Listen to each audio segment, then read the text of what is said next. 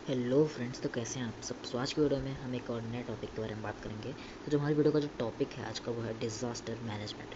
तो ये टॉपिक पिछले 3 दिनों में इसे न्यूज़ ने, हमारे इंडियन न्यूज़ ने बहुत ही कवर किया है। तो ऐसा क्यों है, चलिए समझते हैं आज की इस वीडियो में। So let get started. तो सबसे पहले तो हम देखते हैं व्हाट इज़ डिज़ास्टर। डिज़ास्टर है क्या।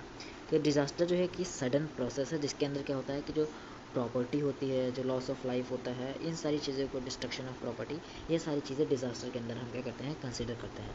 एंड डिज़ास्टर यूजुअली आपको दो टाइप के होते हैं, या तो वो नेचुरल होंगे, नहीं तो फिर वो मैन मेड होंगे। ये दो तरह के यहाँ पे डिज़ास्टर हैं, यही आपको आगे पूरी बात समझ में आएगी। सो थोड़ा सा आगे हम देखें तो अब हम देखें एग्जाम्पल, टाइप्स और एग्जाम्पल उनके क्या क्या। अगर हम नेचुरल डिज़ास्टर की बात करें तो हमारे पास आते हैं earthquake, floods, cyclone, tsunami, drought और वॉल्केनो।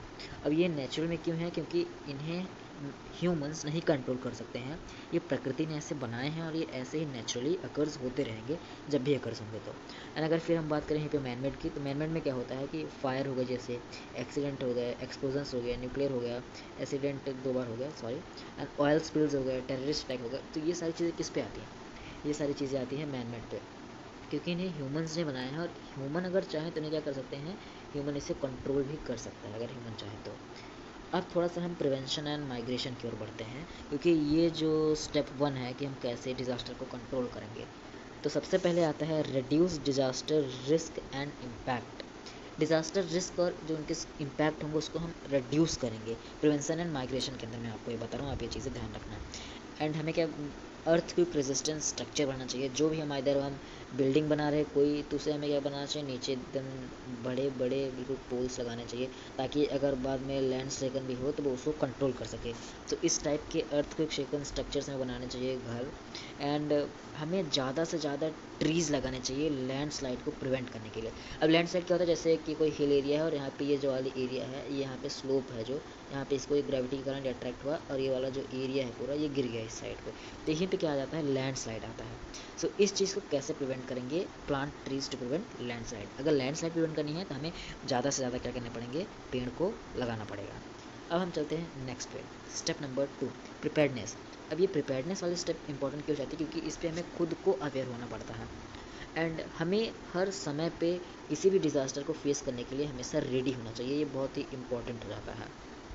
इमरजेंसी ड्रिल्स जो होती हैं वो हमें कंडक्ट करनी चाहिए, जैसे कि हमें अवेयरनेस फैलानी चाहिए लोगों में, न्यूज़ को जो है प्रॉपर फॉलो करना चाहिए, क्या जिस एरिया में होने वाली है, तो सारी चीज़ें इमरजेंसी ड्रिल्स के अंदर आती हैं। And food, water and first aid supplies, इनको ये तो इंपॉर्टेंट ही है, इनको हमें स्टोर करके रखना चाहिए। अगर हमें लग रहा है कि हमारे एरिया में फ्लड्स आ गया है, या फिर लग रहा है हमारे एरिया में लैंडस्लाइड होगी जिसके कारण लॉस ऑफ लाइफ हो सकता है, तो ये सारी चीज़ें जो है ये हमें बहुत ही ज़रूरी हो जाती है। तो ये आता है हमारा प्रिपेयर्डनेस के अंदर। अब हम समझते हैं स्टेप 3, जो कि है रिस्पॉन्स। हम कैसे रिस्पॉन्स करते हैं किसी भी नेचुरल कैलेमिटीज़ के आने पे। तो इंटरमीडिएट एक्शंस हमें लेने चाहिए डिज़ास्टर के टाइम पे कि कैसे हम इससे बच सकते हैं।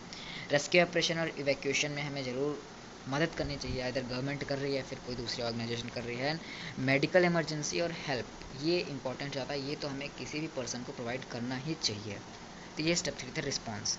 स्टेप 4 है रिकवरी एंड रिहेबिलिटेशन। अब ये भी इंपॉर्टेंट आता है, क्योंकि डिज़ास्टर तो चला गया, अब रिकवरी उससे कैसे होगी और रिहेबिलिट हम कैसे करेंगे। अब हमें मदद करनी पड़ेगी लोगों की उनके नॉर्मल लाइफ में फिर से जाने के लिए। आइदर वो मदद हो सकती है, फाइनेंशियल मदद हो गई वो, या फिर उनके घर की कोई मदद हो गई, ये सारी चीज़ें आती हैं। होम्स को हमें रीबिल्ड करना पड़ेगा और पब्लिक सर्विसेज जो है उनको फिर से क्या करना पड़ेगा, रिस्टोर करना पड़ेगा। And financial and emotional support, यहाँ पे ये वाला सपोर्ट बहुत इंपॉर्टेंट हो जाता है, क्योंकि जब किसी व्यक्ति का हाउस आइदर इनके टूट जाता है या फिर बिखर जाता है, तो यहाँ पे ये वाला सपोर्ट बहुत ही काम करेगा। तो ये सपोर्ट तो सभी को प्रोवाइड करना चाहिए, बहुत ही नेसेसरी होता है ये वाला सपोर्ट।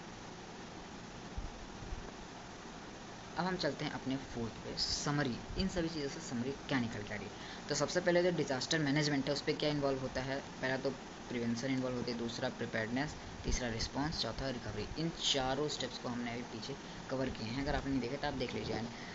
अब हमारा गोल क्या होना चाहिए इन सभी टाइम पे, लाइफ, ज़्यादा से ज़्यादा लाइफ को बचाना, ये हमारा पहला गोल होना चाहिए। दूसरा गोल होना चाहिए रिड्यूस डैमेज, ज़्यादा से ज़्यादा डैमेज कैसे रिड्यूस हो, क्योंकि जब ये सारी नेचुरल कैलेमिटीज़ आती हैं तो सबसे ज़्यादा डैमेज होता है बिल्डिंग्स को, लॉस ऑफ प्रॉपर्टी को। ये सारी चीज़ें कैसे रिड्यूस हो, हमें इस चीज़ पे ज़रूर से ज़रूर फोकस करना चाहिए। ये वाली चीज़, help people to recover quickly. People को हमें रिकवर भी करना पड़ेगा ताकि वो जल्दी से जल्दी अपनी नॉर्मल लाइफ में आ सके। सो आज की वीडियो में इतना ही, हम मिलते हैं नेक्स्ट और नए वीडियो में।